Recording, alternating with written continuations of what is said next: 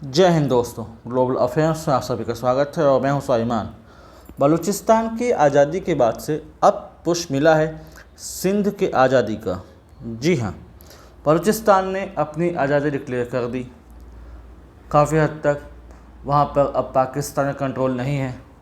Majorly अब Bloch liberation army control करती है और इसके बाद एक प्रकार से पुश मिला है सिंध देश को। सिंध देश एक विज़न है, एक मिशन है, एक इंडिपेंडेंट सिंध देश का, जो कि पाकिस्तान से अलग होकर बनेगा, जहाँ पर सिंधी एथनिसिटी के लोग रहते हैं, जहाँ पर उनका अपना कल्चर है, अपनी लैंग्वेज है और अपना रहन सहन का तरीका है। आप सभी जानते हैं कि 4 प्रोविंस में बटा हुआ है पाकिस्तान: बलूचिस्तान, सिंध, खैबर पख्तूनख्वा और पंजाब।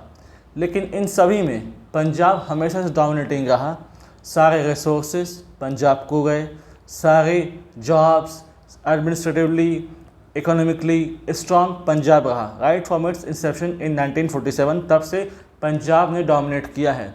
और बाकी जो प्रोविंस रहे पाकिस्तान के, KPK, बलूचिस्तान और सिंध, ये हमेशा से at the mercy of Punjab रहे, क्योंकि जो लीडर्स पाकिस्तान में आए चुनकर वो मेजरली पंजाब प्रांत से आते थे, पंजाबी एथनिसिटी के होते थे और उनका ध्यान सिर्फ पंजाब की तरफ होता था कि पंजाब को प्रॉस्पर्स बनाना है, पंजाब के बारे में सोचना है। और बाकी जो प्रोविंस है वो एट रिसीविंग एंड्स पे होते थे, उनको इतना ज़्यादा रिसोर्सेज नहीं मिलते थे। उनकी एथनिसिटी पर भी एक प्रकार का हमला था। बहुत ज़्यादा उनको आज़ादी नहीं थी, अपने कल्चर, अपने ट्रेडिशंस को फॉलो करने की आज़ादी नहीं थी। तो इन सब चीज़ों से परेशान होकर बलूचिस्तान पहले अलग हुआ और अब सिंध देश की मांग उठ रही है। ये एक पीसफुल प्रोटेस्ट है जिसको सिंध में कराया जा रहा है और जहाँ पर ये कहा गया है कि हम ट्रैफिक को जैम कर रहे हैं ताकि एक प्रकार से हमें पुश मिले। ग्लोबली बीच बीच में सिंध देश की मांग उठती है लेकिन इतनी वोकल नहीं रहती, इसलिए इस बार लगता है कि इसको वोकलनेस मिलेगी। ऑपरेशन सिंदूर के बाद जो कुछ हुआ, जो कुछ पाकिस्तान में हुआ, उसने पाकिस्तान की हॉलोनेस को एक्सपोज कर दिया। ये दिखा दिया कि इस देश में बहुत सारे क्रैक्स हैं और ज़रूरत पड़ने पर एक क्रैक्स टूट कर एक अलग अलग देश भी बन सकते हैं, जैसे कि बलूचिस्तान। आप सभी को याद होगा कि 1971 में बांग्लादेश बना था और कारण था यही imposition of Urdu language and Punjabi culture. इन सब से परेशान होकर बांग्लादेश बना, जिसके लीडर थे शेख मुजीबुर रहमान। और यहाँ पर उसके बाद नंबर आया बलूचिस्तान का। बलूचिस्तान की बात करें तो बलूचिस्तान तो वैसे भी ऑक्युपाइड टेरिटरी था, उसे गलत तरीके से एक्वायर किया गया था और वो अब 90% से ज़्यादा आज़ाद हो चुका है और कुछ समय के बाद वो पूर्णतः आज़ाद हो जाएगा। अब बात करें सिंध की, तो सिंध के साथ भी यही समस्या है। सिंध में एथनिक सिंधी कम्युनिटी के लोग रहते हैं, उनकी लैंग्वेज, कल्चर, एथनिसिटी, ट्रेडिशंस अलग है पंजाबी पाकिस्तानियों से, लेकिन उन पर भी वही थोपा गया कि आप पंजाबी कल्चर फॉलो करें, उर्दू लैंग्वेज बोलें, यही आपको फॉलो करना है, मतलब डिक्टेटिंग द टर्म्स। पाकिस्तान यहीं पर फेल हो गया। वो ये नहीं समझ पाया कि कैसे अलग अलग एथनिक कम्युनिटी के लोगों को साथ लाना है, उनके भी जो कल्चर हैं, ट्रेडिशंस हैं, बराबर उनको मौका देना है, उनको प्रिजर्व करना है। Urdu imposition, Punjabi culture imposition, ये सब करके उसने एक राष्ट्र चलाया। अब ये राष्ट्र सिकुड़ रहा है। जो बलूचिस्तान से जो मांग शुरू हुई थी अब वो सिंध तक पहुंच चुकी है। बहुत से बलोच एक्टिविस्ट भी इस प्रोटेस्ट में हिस्सा ले रहे हैं। सोशल मीडिया का उपयोग किया जा रहा है, ट्विटर में, इंस्टाग्राम में, जितने भी सोशल मीडिया हैंडल हैं उसके थ्रू सिंध की आज़ादी को वोकल करने की कोशिश की जा रही है।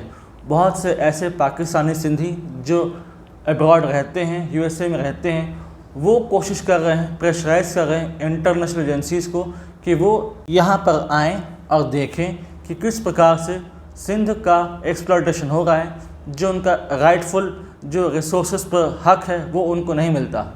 सिंध में जो पानी की समस्या है वो और ज़्यादा बढ़ गई है। भारत ने जब से इंडस वाटर ट्रीटी को कैंसिल कर दिया, एट अबेंस डाल दिया है, तब से सिंध में पानी की कमी और ज़्यादा बढ़ती जा रही है और इधर पंजाब में ज़्यादा से ज़्यादा वाटर सप्लाई की तरफ ध्यान दिया जा रहा है, यानी कि दोबारा से सिंध को पानी नहीं मिलेगा। अब यहाँ पर यदि इनको पानी नहीं मिलता तो फिर यहाँ पर इनकी खेती बर्बाद हो जाएगी, इकोनॉमी सिंध की उसे बहुत बड़ी चोट लगेगी और बहुत ज़्यादा लिवलीहुड का क्राइसिस यहाँ पर बढ़ जाएगा। यहाँ पर भी सेम पैटर्न अपना रही है पाकिस्तानी आर्मी, जैसे कि डिसअपेयर कर देना, उठा कर ले जाना युवाओं को, उन्हें मार देना। वैसे बहुत सारे डिसअपेयरेंस, बहुत ज़्यादा उनको मारा जा रहा है, उन्हें टॉर्चर किया जा रहा है, उन्हें गायब किया जा रहा है, सेम जैसा कि बलूचिस्तान में करती रही है यहाँ की आर्मी, और सेम वो बलूचिस्तान के साथ साथ सिंध में भी कर रही है। सिंध में ऐसा नहीं है कि सिर्फ नॉन वायलेंट तरीके से ही आज़ादी की प्रयास किए जा रहे हैं, यहाँ भी वायलेंट एक्शंस हो रहे हैं। बहुत से ऐसे वायलेंट ग्रुप्स हैं जो कन्वेंस कर रहे हैं with BLA and other such groups, ताकि उनको और ज़्यादा स्ट्रेंथ मिले, ताकि उनके पास कुछ रिसोर्सेज आएँ और वो अगेंस्ट पाकिस्तानी स्टेट कुछ पुश बैक कर सकें। यानी कि अब इस मुद्दे को भी हवा मिल चुकी है और आने वाला समय पाकिस्तान के लिए बहुत ज़्यादा कठिनाई भरा है, उसकी एग्जिस्टेंस के लिए बहुत ज़्यादा क्राइसिस सामने आ चुका है।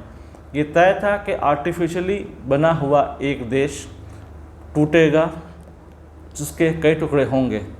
KPK, पंजाब, बलूचिस्तान, सिंध, 4 प्रोविंस कल को 4 देश पे बदल जाएंगे और अंत में होगा इंडिपेंडेंट पंजाब, जिसको आप पाकिस्तान कह लीजिए, पंजाबिस्तान कह लीजिए, जो आपकी मर्जी हो।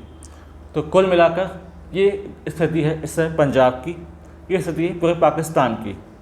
ऑपरेशन सिंदूर ने अपना एक इफेक्टिव काम किया है और भारत के पास एक मौका है कि वो इसको बॉर्डर लेवल पर उठाए कि देखिए पाकिस्तान में इंटरनल बहुत सारे समस्याएं हैं, क्राइसिस हैं, बलूचिस्तान का इशू है, सिंध का क्राइसिस है, KPK का इशू है, ताकि इंटरनली हम इस देश को वीक कर सकें।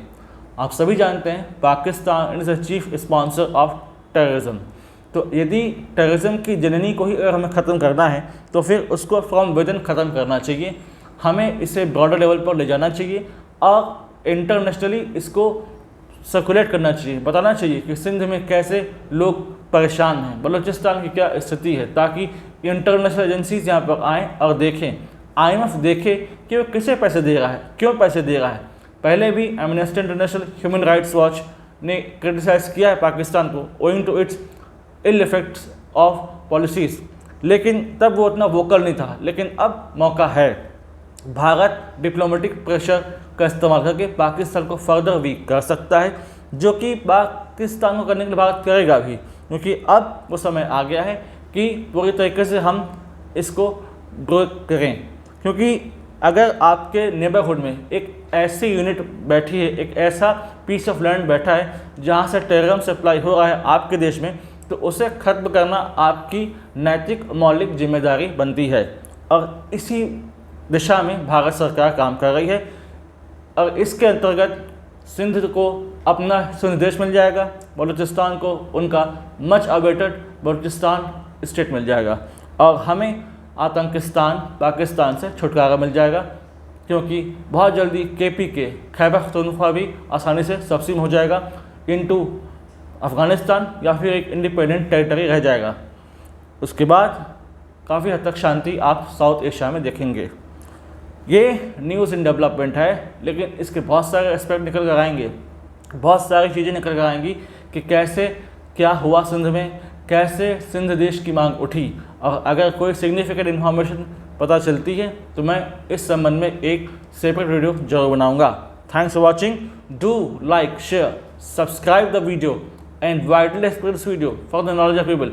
हमारे चैनल को सब्सक्राइब कीजिए और प्रोपोगेट कीजिए ये video for the knowledge of people. Thanks for watching. यदि आप हमसे जुड़ना चाहते हैं तो आप इंस्टाग्राम, टेलीग्राम के थ्रू हमसे जुड़ सकते हैं। इसका लिंक डिस्क्रिप्शन में है, आप जाइए और इसे ज्वाइन कीजिए और इस वीडियो को फैलाइए ताकि लोग समझ सकें क्या स्थिति है सिंध की, जो कि कल को सिंध देश बन सकता है, जिसमें काफ़ी हद तक पोटेंशियल है। Thanks for watching. जय हिंद, जय भारत।